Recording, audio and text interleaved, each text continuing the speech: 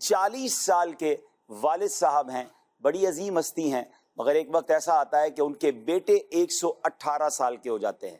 والد صاحب کی عمر 40 سال ہے، بیٹے 118 سال کے ہو جاتے ہیں، اور جی ہاں وہ سگے والد ہیں۔ اور دوسری بات یہ کہ ان والد صاحب کے جو پوتے پوتیاں ہیں وہ بھی ان سے عمر میں آگے بڑھ جاتے ہیں۔ یہ سب کیسے ممکن ہے؟ یہ قرآنی واقعہ ہے، اور یہ حضرت عزیر علیہ السلام کا واقعہ ہے۔ واقعہ بڑا طویل ہے، میں مختصر کر کے اسے بیان کر دیتا ہوں کہ بخت نصر جو تھا ایک ایسا شخص تھا جس نے بیت المقدس اور اس عظیم شہر، اس عظیم ملک کو تباہ و برباد کر دیا، اور وہاں پر اب تمام لوگوں کو یوں سمجھیے کہ ہلاک کر دیا گیا، بڑی تعداد میں لوگ گرفتار کر لیے گئے۔ جب حضرت عزیر علیہ السلام بخت نصر کی قید سے کسی طرح باہر نکلے اور بیت المقدس تشریف لائے اور شہر کی ویرانی دیکھی، تو آپ کی زبان سے بے ساختہ نکلا کہ اللہ کریم اس ویران اور بربادی کے بعد شہر کو دوبارہ کیسے آباد کرے گا۔ اب اس کے بعد آپ جب شہر کے اندر داخل ہوئے، جب سارا ویرانہ ہی تھا، کچھ پھل آپ نے توڑ کر تناول کیے، انگوروں کا جو رس تھا وہ نچوڑ کر آپ نے اسے نوش فرمایا، بچے ہوئے پھل اپنی جھولی میں ڈال دیے، انگوروں کے شیرے کو اپنی مشک میں سیو کر لیا، بچا لیا، اور پھر اپنے گدھے کو مضبوطی کے ساتھ جس پر آپ سواری کرتے تھے درخت کے ساتھ باندھ دیا اور آپ سو گئے۔ مگر اللہ کی شان دیکھیں کہ آپ جب آرام کرتے ہیں تو آپ کی اسی نیند کی حالت میں وفات ہو جاتی ہے، جی ہاں آپ کا انتقال ہو جاتا ہے، اور تقریباً ناظرین 100 سال تک آپ جو ہے وہ اس حالت میں رہے۔ اور اب کیا ہوا؟ اللہ تعالیٰ نے درندوں، پرندوں، چرندوں، یہاں تک کہ جن اور انسان سب کی نظروں سے آپ کو چھپا دیا تاکہ کوئی آپ کو نقصان نہ پہنچا سکے۔ اور اللہ کی شان دیکھیں کہ 70 سال کے بعد تقریباً اب ایک اور بادشاہ وہاں سے گزرا، ملک فارس کا بادشاہ، اس نے بیت المقدس کو آباد کرنا شروع کیا، نئی عمارتیں بنائیں، نئے لوگ آباد کیے، پورا شہر کمال طریقے سے آباد ہو گیا۔ 100 برس کے بعد حضرت عزیر علیہ السلام اب دوبارہ اللہ پاک ان کو زندگی عطا فرماتا ہے، آپ کی آنکھ کھلتی ہے، آپ نے دیکھا تو آپ کا گدھا مر چکا تھا اور اس کی ہڈیاں تک گل چکی تھی، 100 ایئرز کا وقت گزر چکا تھا نا۔ اچھا، آپ کے سر کے اور داڑھی کے بال کالے تھے، یعنی آپ کی 40 ایئرز کی ایج میں آپ نے یہ آرام کیا تھا۔ آپ جب 100 سال بعد جاگتے ہیں تب بھی آپ کی عمر مبارک ہوئی۔ قدرت کی شان دیکھیں، قدرت کا نظارہ دیکھیں۔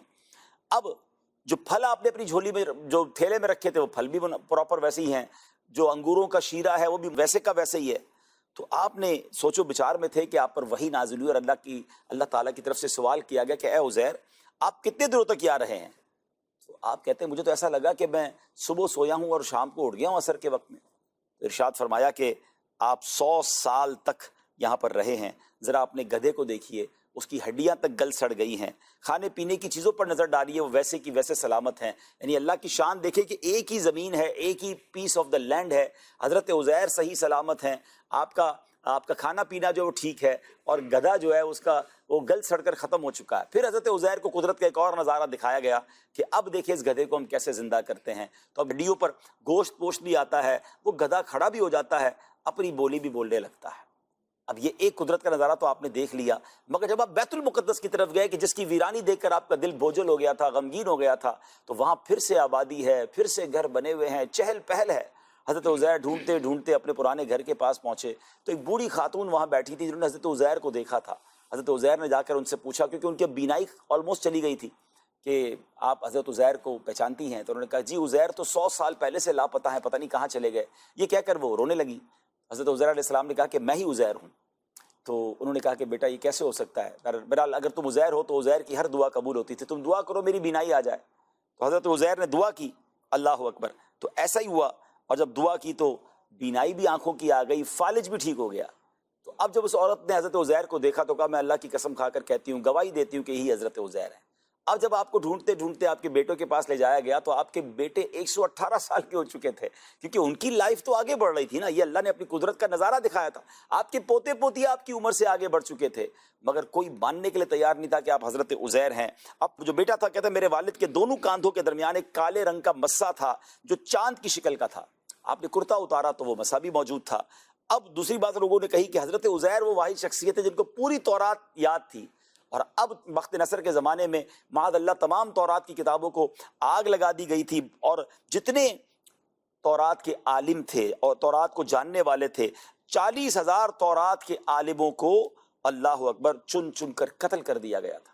اب کوئی تورات یاد کرنے والا یا تورات کا حافظ نہیں ہے۔ اگر آپ حضرت عزیر ہے تو آپ کو تورات زبانی یاد ہوگی، آپ نے زبانی پڑھنا شروع کر دی، مگر کوئی کنفرمیشن کرنے والا نہیں تھا کہ یہ تورات پڑھ رہے ہیں. اب یہ الگ معاملہ کھڑا ہو گیا.